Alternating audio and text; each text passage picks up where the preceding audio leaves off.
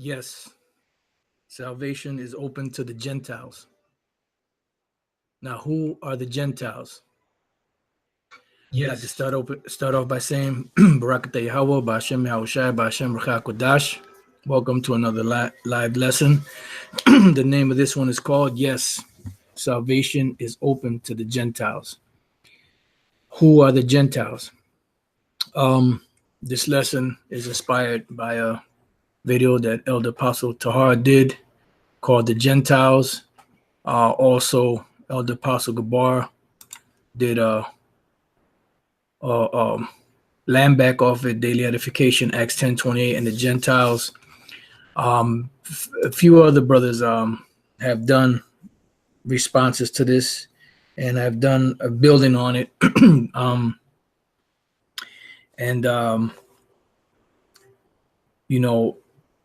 Elder Apostle Tar, led the charge with this Gentiles, or which are the Israelite foreigners issue, and just put in my 2 cents, and I'm sure other brothers have done, their lessons and are doing lessons based off of this topic. But these are things that are very pertinent because these are questions that have been asked, and these are there falsities that have been taught in this world concerning who the Gentiles are in the New Testament. So I have a couple of precepts I would like to go through and kind of go a little into the history of the nation of Israel and what was taking place and how they got to the point where they were at during the time of Yahushai when he came on the scene, Yahushai HaMashiach, the son, the only begotten son of Yahweh. So I want to start off here in the book of 1 Kings, because when you go to 1 Kings, the 11th chapter, this is the chapter wherein King Solomon had went off worshiping the building temples and to the idols of his women, the heathen women, and he started actually getting into it because he claved to those women in love when he got older. So what happened was the Lord pretty much took the kingdom away from him, or should I say split the kingdom into two. And this split that took place between the southern and the northern kingdom, this is what eventually caused all of Israel to fall apart. Scripture say a kingdom divided against itself cannot stand. So eventually the whole kingdom fell apart, fell into servitude under different nations, were forced to follow the customs, the ways and the laws of these different nations. And this is how they got to the point where they were at by the time that Yahushai came on the scene, because you had different captivities from the time of King Solomon all the way up until the time when Yahushai was on the scene. And through all them different captivities, Jake just kept getting worse and worse, and they fell pretty much into decay. They went from being the holy people of the Lord to being heathens, pretty much, So I want to start off here. We'll go through some of these precepts, and Yahweh Bashim Yahushai Ratazah. This will be edifying. 1 Kings 11:29. It says, "And it came to pass at that time when Jeroboam became the king of the northern kingdom, he was an Ephraimite, and Rehoboam, which was a Judite, became the king of the southern kingdom, which is the kingdom of Judah." And this was at the point where, this is actually at the point before those two were made king. So it says, "And it came to pass at that time when Jeroboam went out of Jerusalem, that the prophet Ahijah the Shilonite found him in the way, and he clad himself with a new garment, and they two were alone in the field. And Ahijah caught the new garment that was on him and rent it in 12 pieces. And he said to Jeroboam, Take thee 10 pieces, for thus saith the Lord Yahweh Bashim Yahushai, the power of Israel. Behold, I will rend the kingdom out of the hand of Solomon, and will give 10 tribes to thee." See, it says, "But he shall have one tribe of my servant David, for my servant David's sake, and for Jerusalem's sake, the city which I have chosen out of all the tribes of Israel. So pretty much this is where the split came of the nation of Israel. And how and why did it happen? Because that they have forsaken me and have worshipped Ashtoreth, the goddess of the Zidonians, Chemosh, the god of the Moabites, and Milcom, the god of the children of Ammon, and have not walked in my ways to do that which is right in mine eyes, and keep my statutes and my judgments as David his father. So this is pretty much what happened. And when you go to the precept that Elder Apostle Gabar read in 1 Corinthians, the 12th chapter, this pretty much, if you know the history, this cements the fact that those Gentiles were Israelites. It says 1 Corinthians 12:1, now concerning spiritual gifts, brethren, I would not have you ignorant. So he doesn't want to have them ignorant concerning these gifts that the Lord gave, dealing with the spiritual gifts, whether it's speaking in tongues, prophesying, healings, helps, the different administrations. It says, you know that you were Gentiles. And how did they become Gentiles? Carried away unto these dumb idols, even as you were led. So when they were carried away of those idols, that's when they became Gentiles. But now that they stopped following after those idols and came back to Yahweh Bashem Yahushai, they're no longer heathens. They were brought back into the fold of the holy people, the Israelites. So going back here, that's what caused them to become heathens. So in process of time, when Jeroboam was the king, after King Solomon's death, the people of Israel came to him as the rightful ruler, and they wanted him to lighten their burden, but he wouldn't lighten their burden, because he took the counsel of the old men and the counsel of the young men, and he took the counsel of the young men. So this is where we're at now, 1 Kings 12:12. So Jeroboam and all the people came to Rehoboam the third day, as the king had appointed, saying, come to me again the third day. And the king answered the people roughly, and forsook the old men's counsel that they gave him, and spake to them after the counsel of the young men, saying, my father made your yoke heavy, and I will add to your yoke. My father also chastised you with whips, but I will chastise you with scorpions. So now the spirit came upon him to do this. But why? It says, wherefore the king hearkened not unto the people, for the cause was from the Lord Yahweh Bashem Yahushai, because the Lord had a purpose. He wanted the nation to be split, because he had a plan. And eventually that plan will cause Israel to go into, to fall into decay. That's why it says, my people are destroyed for lack of knowledge. So let's go from there to the book of Jeremiah, the 2nd chapter, and let's start at the 20th verse.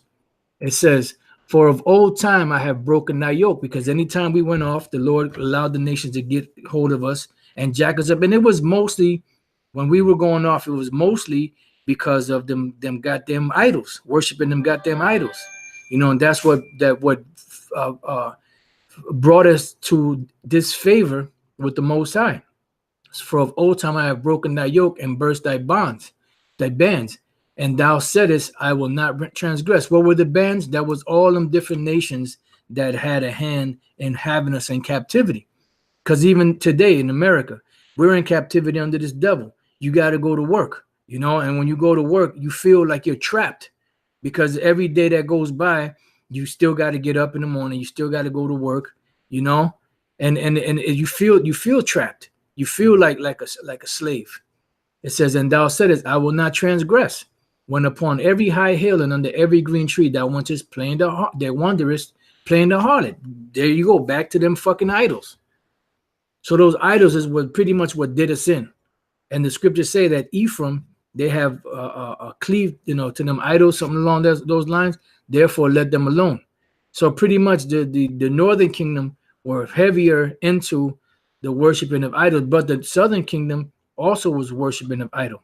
And that's a good scripture, brother. GMS Faith unto Death. Wisdom of Solomon 14:12. For the devising of idols was the beginning of spiritual fornication, and then in the invention of them, the corruption of life. And that's what happened. And shalom to the Akim on the comment boards. So that was the problem.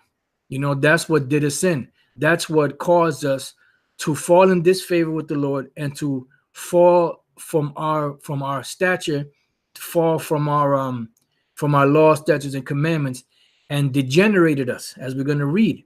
We fell into disfavor with the Lord, and we decayed as a people. We went from being the holy people of the Lord to pretty much being the crackhead nation of the world, because everybody looks at us like as a crackhead nation. No, you know what I'm saying? No, salvation is not open to the Edomites or to the nations. No, sir. It says, yet I had planted thee a noble vine. So the Lord said he planted the nation of Israel a noble vine, holy a right seed. So the Lord said the whole nation, the whole seed was righteous. Why? Because he promised that to Abraham, and it went through Abraham to Isaac down to Jacob. And out of Jacob came that holy seed. And eventually that holy seed corrupted themselves. No, the Edomites don't go to hell. The Edomites, the hell that you're going to go into if you're an Edomite is actually slavery, you know, and that's hell. When you got it, when you got a master over you with a whip busting your ass and making you do what you got to do, and you can't do anything about it, that's hell. Read the parable of Lazarus and the rich man, and that'll show you where you're going to go. You're going to go right into slavery, and you're going to be in hell. You're going to be as though you had not been, as the scriptures say, if you're an Edomite.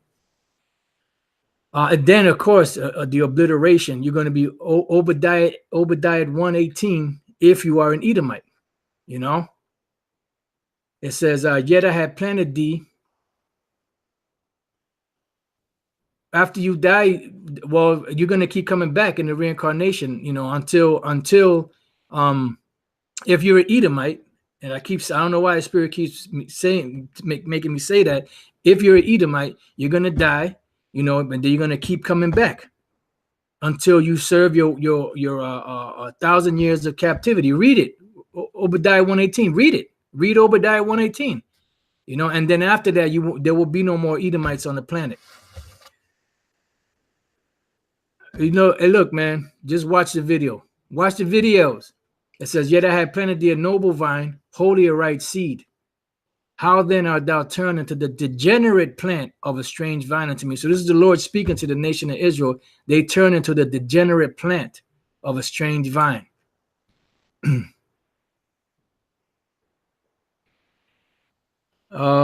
So let's look up the word degenerate. I'm not going to play into your game, your semantical games. You might just be an Edomite. The word for degenerate, Strong's H5494, sawar, which means degenerate. And when something is degenerated, it falls apart. You have something called degenerative diseases. A degenerative disease is when your cells start to break down and your organs don't function like they used to when you were younger. And eventually what happens is your body degenerates until it falls apart. It's destructured. You know, it's destructured and it breaks down. And it's not able to heal itself anymore, you know. So when we went off into these different idols, the Lord took that hedge and that spirit away from us, and we started to degenerate and fall apart. You know, we fell apart to the point where we became like the heathen. We became worse than the heathen, pretty much. And this is why Israelites found themselves in the condition that they were in, going all the way back to them different captivities, all the way up until the time when Yahushua came on the scene, you know, and Yahushua himself told the apostles, you know, hey man, we ain't got time for no foolishness, man. You can get on up out of here, man. Shit, go find another platform to talk shit on, man. All right, so we fell as a people, and pretty much the Lord, you know, was upset. You know, so we degenerated, you know. Matter of fact, let's just look up this word in the dictionary, degenerate, see what it says. Degenerate, having lost the physical, mental, or moral qualities considered normal and desirable, showing evidence of decline. See? So the evidence of decline was what? My people are destroyed for lack of knowledge. Therefore have my people gone into captivity because they have no knowledge. And this knowledge is what builds us up. This is why the scriptures speak about drinking the milk, desire the sincere milk of the word, that you may grow thereby. You know why? Because this truth is supposed to make you grow. But when you detach from the truth, Like if a baby is detached from the mother's titty, what happens is that baby, if it doesn't get the nutrients it needs, is going to die. And that's what happened to us as a nation. We died. We degenerated. We became heathen. We became Gentiles. We became filth.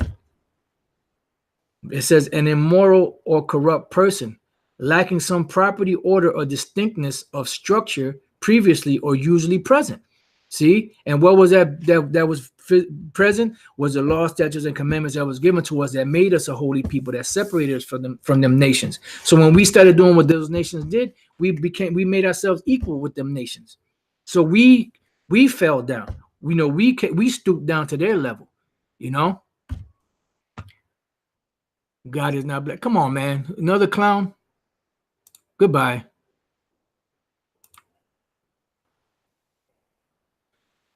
Man, all these demons are coming out the woodwork. What the hell is going on here? Must be telling the truth. Fucking devils, man. All right, so let's read that again, because Satan is just trying to, distort everything. But it says, yet I had planted thee a noble vine, wholly a right seed.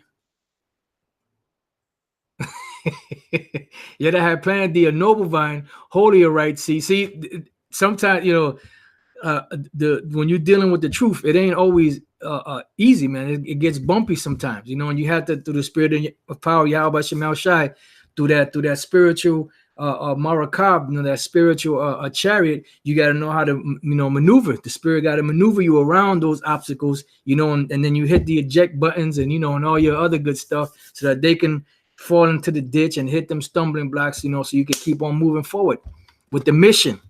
Because there's a mission here that we have to accomplish. It says, yet I had planted thee a noble vine, wholly a right seed. So the Lord planted us wholly a right seed, meaning the whole nation as a right seed, meaning righteousness. How then art thou turned into the degenerate plant of a strange vine unto me? Because the Lord said, what else could have been done to my vineyard that I hadn't done? He did everything perfect so that vineyard could grow and bring forth good grapes. But what happened? It degenerated itself, and it brought forth sour grapes. It brought forth, as it say in the book of Romans 11. Damn. Let's see. Hold on. I'm trying to remember the grapes that are in the book of Romans 11.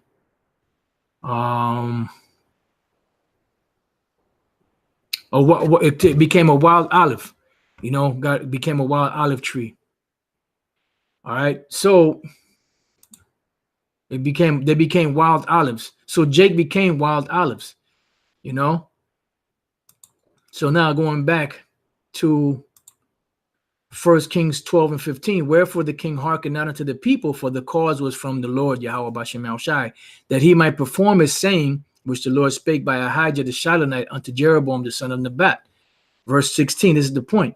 So when all Israel saw that the king hearkened not unto them, the people answered the king, saying, what portion have we in David? So from this point on, that's where the start of the split came. It says, neither have we inheritance in the son of Jesse.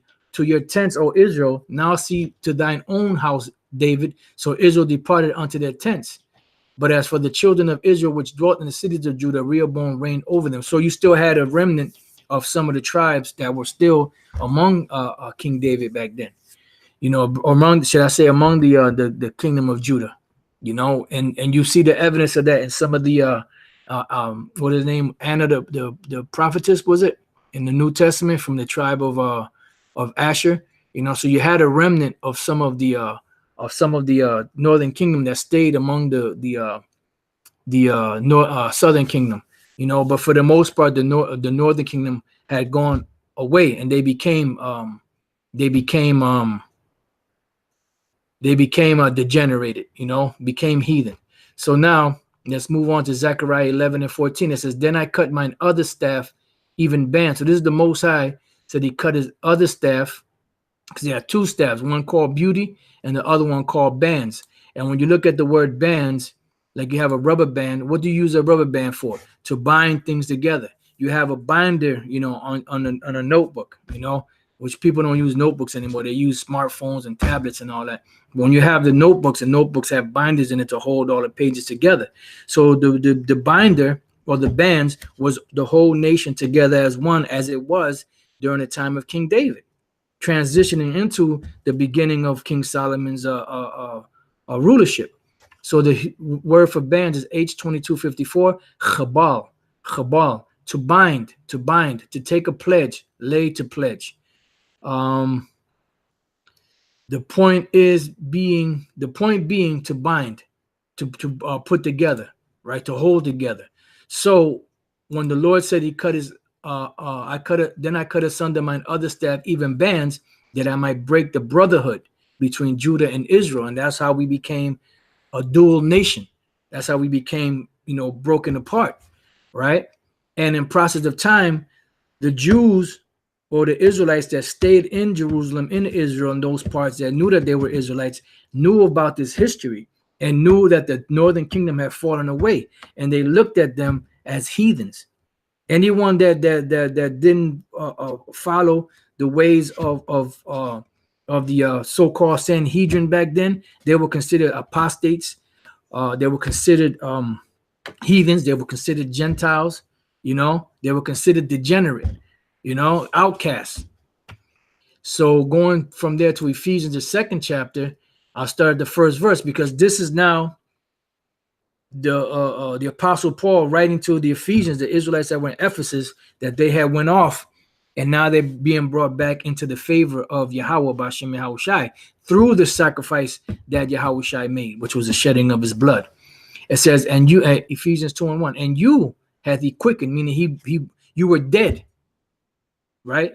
Who were dead in trespasses and sins. So you were dead in trespasses and sins. You were the walking dead. You were the dry bones in the valley, so to speak. So you were dead in your trespasses and sins. Through what? Through the worshiping of them idols mainly. And that worshiping of the idols, which severed you from your power, caused you to go into all manner of type of wickedness, because the Lord gave Jacob over to their own, he chose their delusions. It says, wherein in time past you walked according to the course of this world, according to the prince of the power of the air, because those nations that are worshiping those idols are pretty much worshiping Satan, whether they know it or not. It says, the spirit that now worketh in the children of disobedience. And the children of disobedience is Esau, but we became the children of disobedience, because the scriptures say, hold that. Let's go here. What is that? Proverbs 12. Is that 24 or 26? 26. The righteous is more excellent than his neighbor, but the way of the wicked seduceth them. So Jake became seduced. Let me just get this other precept before I forget it. Let me go back and let's go to the word seduce. The way of the wicked seduceth them. The word seduce, H8582, tha'ai, to err, wonder, go astray, stagger. So here it is. The devil is going to paint the picture perfect, beautifully, and you're going to fall for it if the Lord is not guiding you. You see? And what is it going to cause you to do? It's going to cause you to err, to wonder, go astray, stagger. And this is what happened, with the nation of Israel. And eventually all the nation of Israel went staggering, because a lot of those, the ones that were Hellenized during the Greek Empire was the Southern Kingdom. This is why Judas Maccabees and them had to raise up. And what tribe were they from? They were from the tribe of Levi, which was a tribe that was with the kingdom of Judah.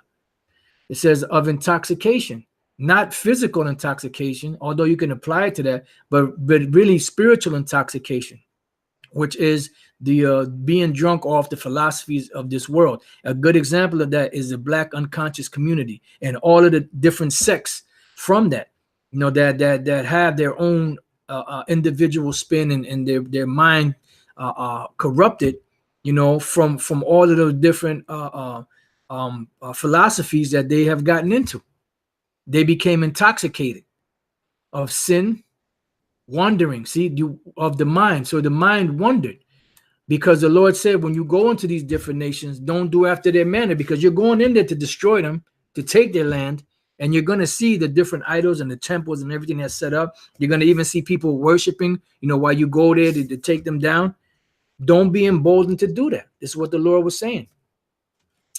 To be made to wonder about, be made to stagger, drunkard. Okay, so now let's go back.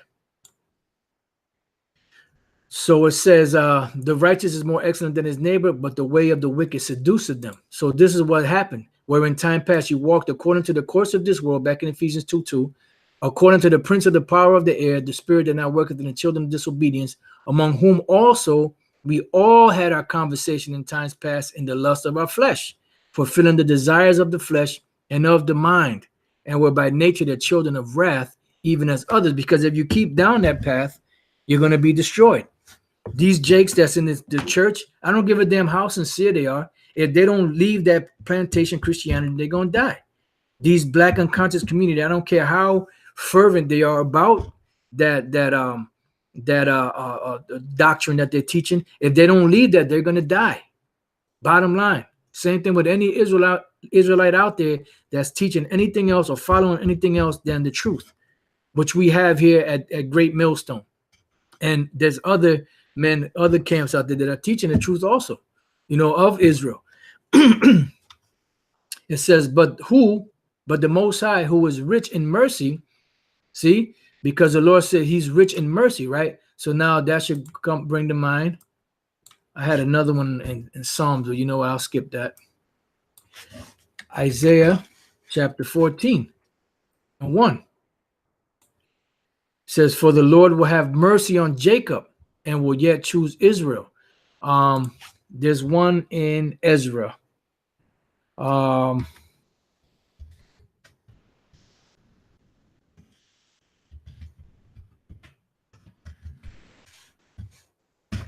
Let's go to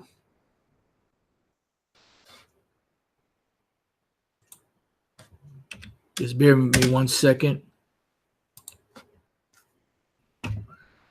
There's one in Ezra. Ezra was before that. There we go. Ezra 3:11. And they sang together by chorus and praising and giving thanks unto the Lord, because he is good, for his mercy endureth forever toward Israel. And all the people shouted with a great shout when they praised Yahweh B'Shem Yahushua, because the foundation of the house of the Lord was laid. All right. So going back here, Ephesians 2:4, but the Most High, who was rich in mercy towards Israel, for his great love wherewith he loved us. Israel. Hold on. Let's see, what is that? Deuteronomy 7.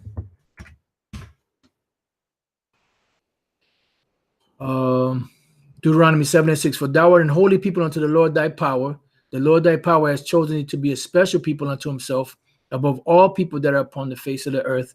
The Lord did not set his love upon you, nor choose you because you were more in number than any people, for you were the fewest of all people, but because the Lord loved you, Israel, and because he would keep the oath which he had sworn unto your fathers, the Lord brought you out had the Lord brought you out with a mighty hand and redeemed you out of the house of bondmen from the hand of Pharaoh, king of Egypt. Why? Because the Lord loved us. Back in Ephesians 2:4, but the Most High, who is rich in mercy, for his great love wherewith he loved us, past tense, loved us and still loves us, even when we were dead in sin. See, even when we were worshiping those different idols, hath quickened us together with Hamashiach. By grace are you saved. So the Lord caused the sacrifice of Yahushua to be bestowed, the favor to be bestowed upon the nation of Israel that were in a Gentile state of mind. This is what the book of Romans, the 11th chapter, was all about.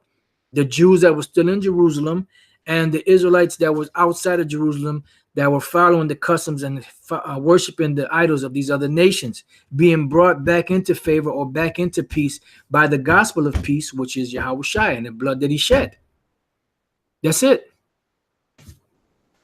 Even when we were dead in sins, hath he quickened us together with Hamashiach. By grace you are saved, and hath raised us up together and made us sit together in heavenly places in Hamashiach Yahushai. Because now the Lord, the Most High Yahweh, can look upon us favorably, as to at one point he couldn't even look at us.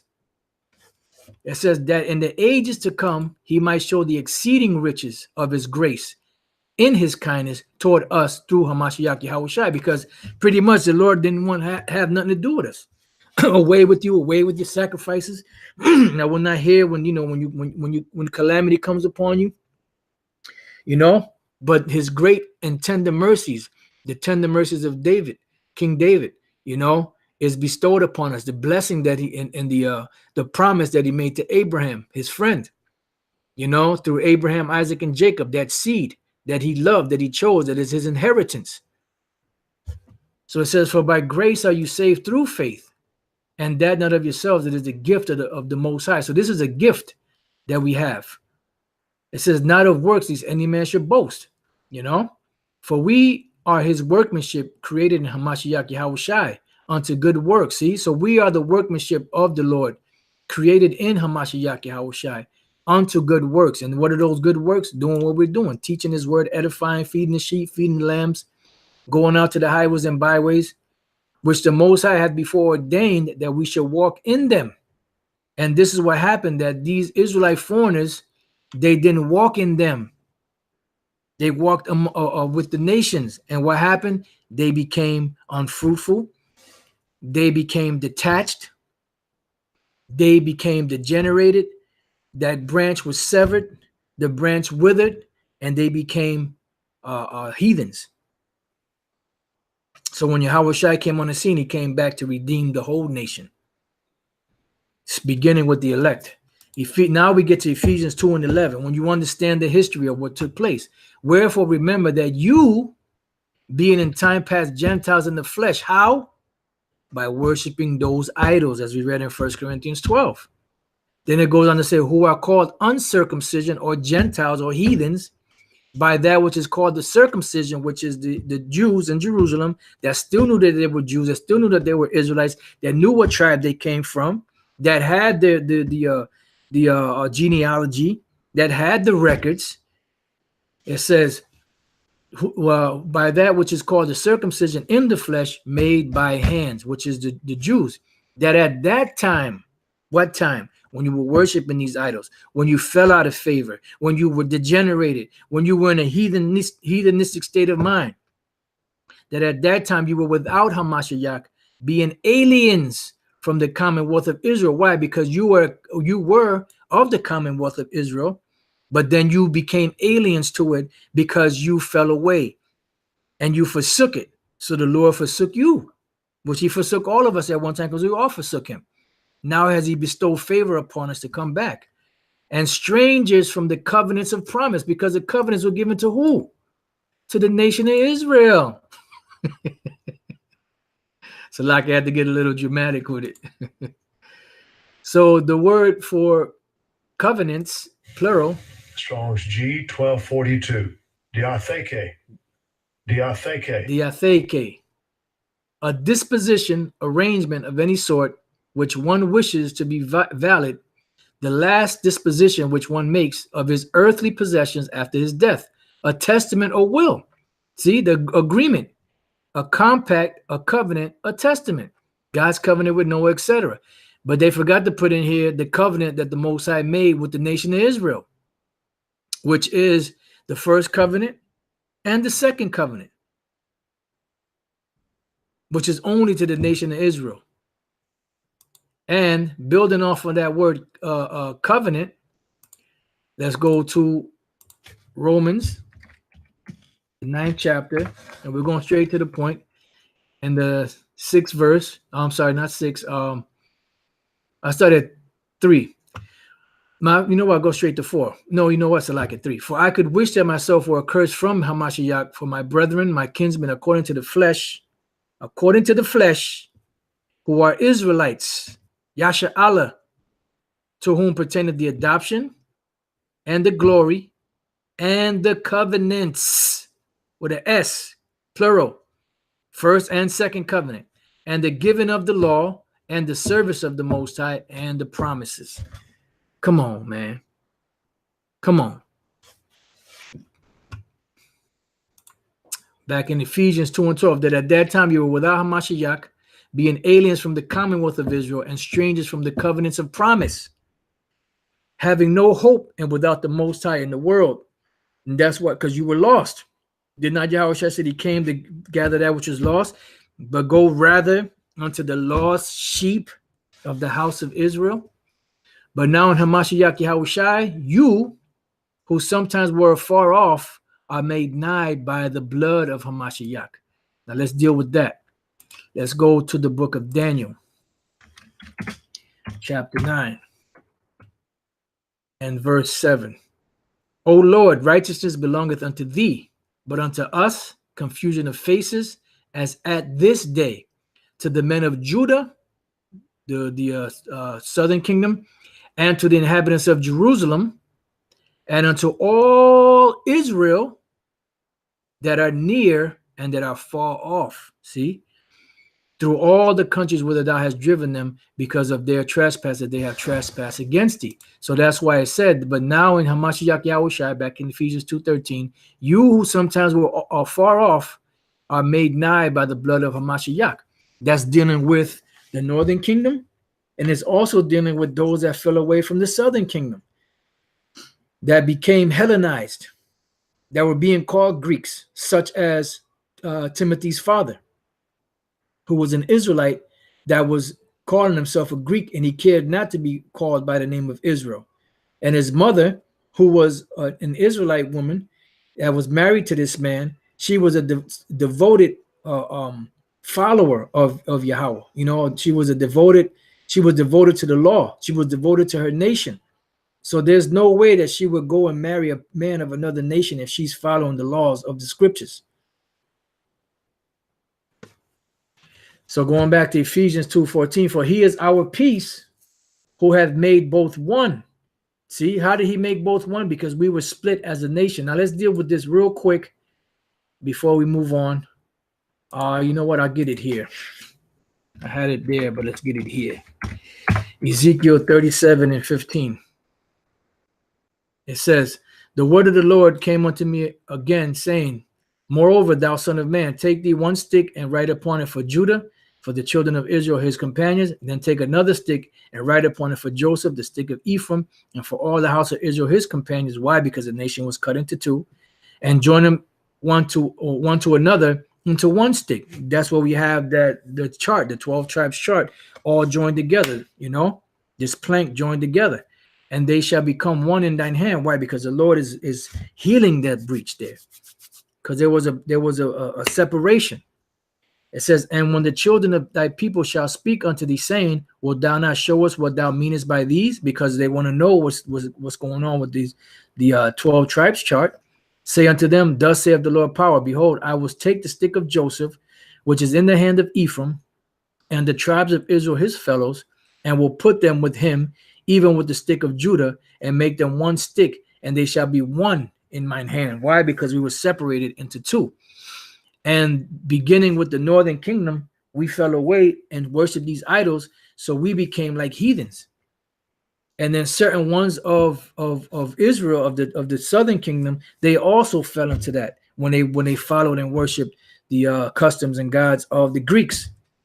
That's where you have Greeks, which are Israelites that didn't know they were Israelites, and you had the Grecians, which were Greek-speaking Jews. It says, and the sticks whereon thou writest shall be in thine hand before their eyes, right? It says, and say unto them, thus saith the Lord power, behold, I will take the children of Israel from among the heathen, whither they be gone, and will gather them on every side, and bring them into their own land. And this is going on right now with the word. It begins first with the word, and now what we're waiting for is our ticket, or should I say our ride out of here, which is the chariots, to take us back to the Holy Land in style. It says, and I will make them one nation in the land of the mountains of Israel, and one king shall be king to them, which is to them all, which is King David, you know, and Yahushua, of course, being the ultimate king over all of Israel. And then you have Yahweh being the ultimate king over everything. It says, and they shall be no more two nations, neither shall they be divided into two kingdoms anymore at all.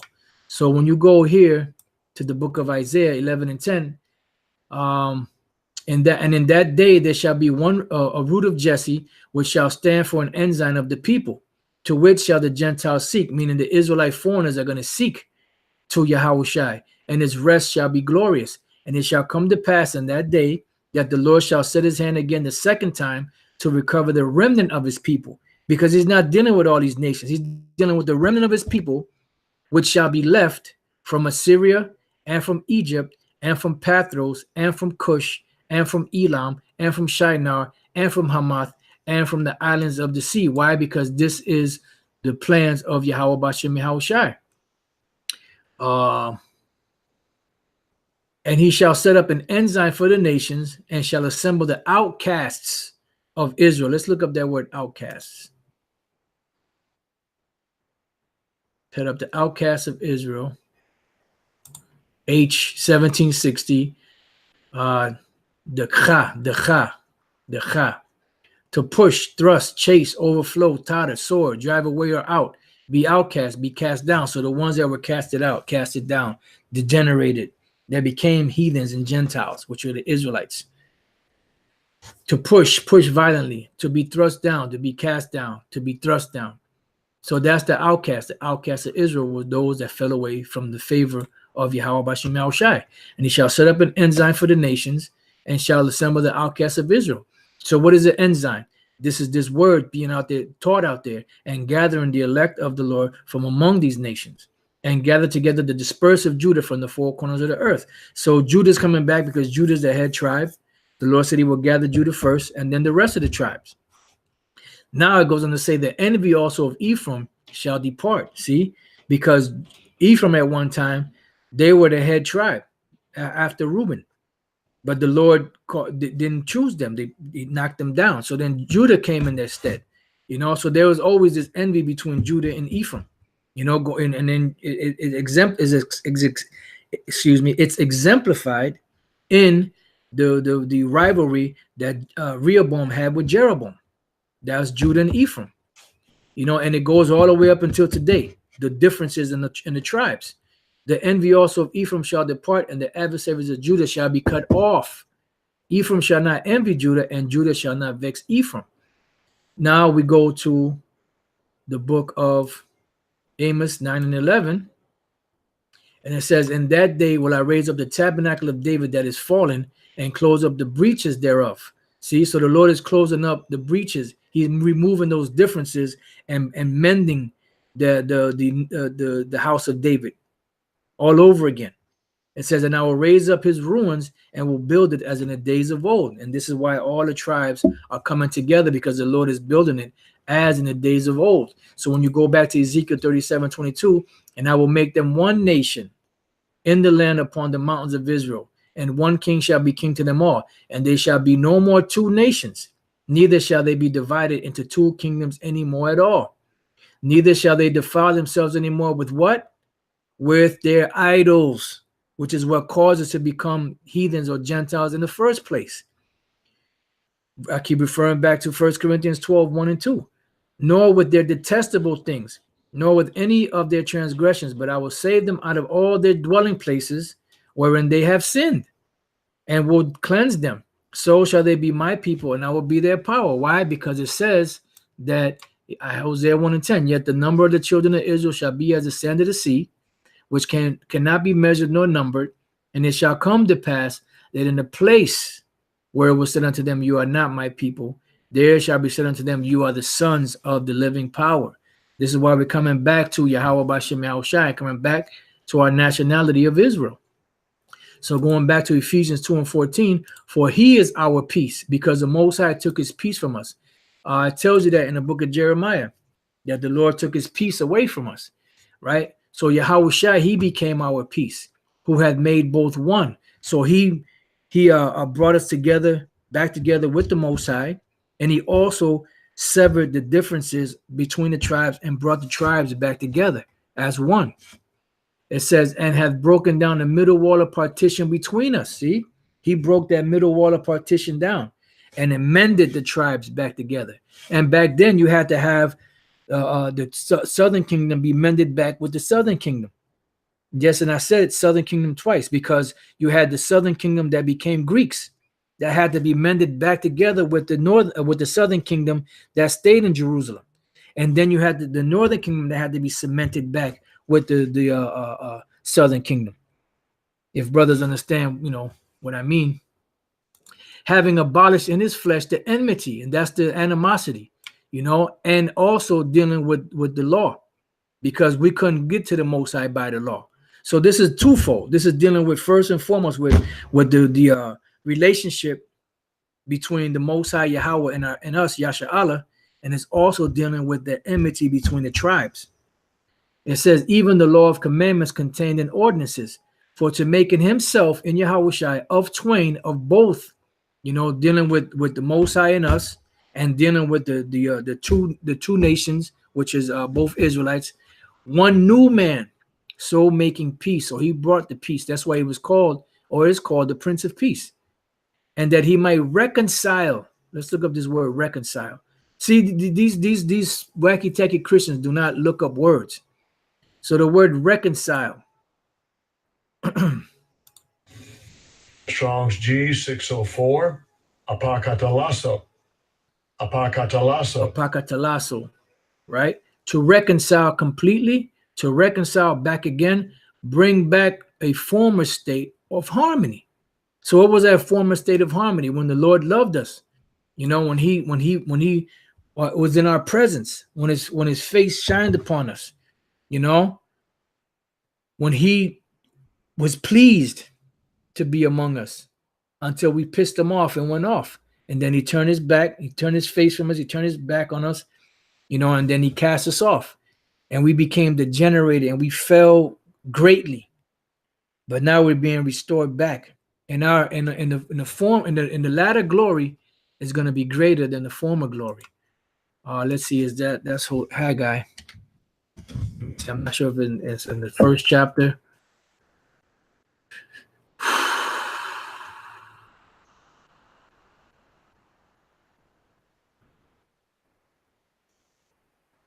Or it might be the second chapter. Well, you brothers can read it. It's either the first chapter or the second chapter. All right, so reconcile. So let's read that verse again. Ephesians 2:16. And that he might reconcile both unto the Most High in one body by the cross, having slain the enmity thereby. See, so we're being reconciled back to Yahweh, that middle wall of partition being broken down, the Lord Yahweh accepting us again, and also the tribes being brought back together as one. It says, and came and preached peace to you which were far off, which was the Israelite foreigners, which we read in the book of Daniel, the 9th chapter, and to them that were nigh, the ones that were in Jerusalem. And this is broken down beautifully in the book of Daniel 9 and 7. For through him we both have access by one Spirit unto the Father. Now, therefore, you are no more strangers and foreigners, because the nations are going to be the nations no matter what. Israelites are unnatural Gentiles. They became unnatural Gentiles. We all became unnatural Gentiles. So if your unnatural Gentile status is finished, is done, you have to go back to your true identity, which is what? Being an Israelite. So it says, now therefore you are no more strangers and foreigners, but fellow citizens with the saints. Why? Because you were a part of this and you were brought back into it. Now you're welcome back in. The parable of the prodigal son that was brought back in. It says, and the household of the Most High, because you are the household of the Most High, the abode of the Most High. We are the temple of the Lord, and are built upon the foundation of the apostles, which is the truth, and prophets, Yahushua himself being the chief cornerstone, in whom all the building fitly framed together groweth unto an holy temple in the Lord, in whom ye also are builded together for an habitation of the Most High through the Spirit. See, so there's a cleansing going on. There's a cleansing going on, and the people of the Lord, the Israelites, are coming back. The prophets are coming back in their lot, and the Lord is using the vessels of the prophets to bring out, to teach his word, to seal up the elect, and to bring the destruction of this place and set up the holy kingdom of Yahushua, which is our kingdom, by default. All right. And I think that was pretty much all I had. So those Gentiles whom salvation was promised to, is talking about the nation of Israel. And I'll finish it off here back in Ezekiel 37 and 24. And David my servant shall be king over them, and they all shall have one shepherd. They shall also walk in my judgments and observe my statutes and do them. And they shall dwell in the land that I have given unto Jacob my servant. It ain't talking about nothing about no nations, wherein your fathers have dwelt. And they shall dwell therein, even they and their children and their children's children forever. And my servant David shall be their prince forever. Moreover, I will make a covenant of peace with them. It shall be an everlasting covenant with them. And I will place them and multiply them, and will set my sanctuary in the midst of them forevermore. And it has nothing to do with the other nations. My tabernacle also shall be with them. Yea, I will be their power, and they shall be my people. Because in the kingdom, there's not going to be a tabernacle. Yahweh and Yahushua will be the tabernacle. And the heathen shall know, or the temple, and the heathen shall know that I, the Lord, do sanctify Israel, because all nations are going to see us being sanctified and raised back up from that crackhead state that they look at us as, this lower state that we've been in. And they're gonna laud and praise Yahweh Bashem Yahushua, and then they're gonna come and worship the Lord. And we're gonna have to teach them the ways of the Lord, because we don't have to teach it among each other, because it's gonna be in our inward parts. All right. And the heathen shall know that I, the Lord, do sanctify Israel, when my sanctuary shall be in the midst of them forevermore. And after that, the Lord will not leave us again, because we'll be perfect. We'll be straight up robots for Yahweh, Bashem Yahushai. So yes, salvation is open to the Gentiles, but who are those Gentiles? Those are the Israelites that fell away from the favor of the Lord, that were being called Gentiles and heathens by the Jews and the Israelites that were in Jerusalem, in Israel. Okay. But the Lord had favor, sent his son, and brought us back out of that dead state, out of that heathenistic state. So with that, I pray that you brothers have been edified. And to the next time, I say shalom.